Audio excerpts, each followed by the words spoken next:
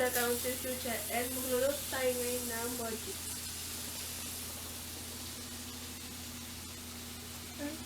At ito po ang ating ingredients.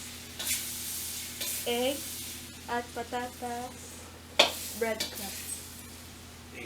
Nakalulog na ang patatas sa malamig na tubig para maging crispy ang patatas. Mamaya, ilulog natin ang patatas sa egg at ilulog ulit natin siya sa breadcrumbs at dito sa kawali. Ang gibot. Okay.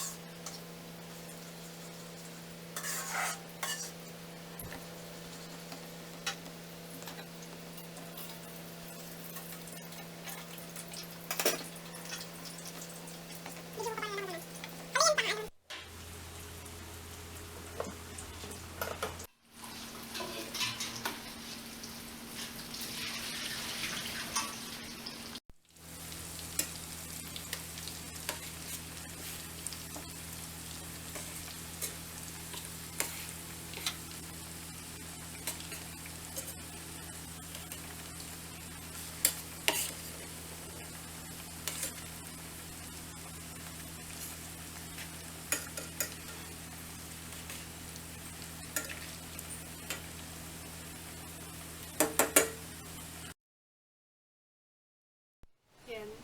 First time pa namin gumawa ng mochi juice yung niluto namin kanina at masarap naman at first time namin kaya hindi pa namin nag-perfect. Kaya, pero okay naman daw yung lasa at natikman na naman namin na masarap na.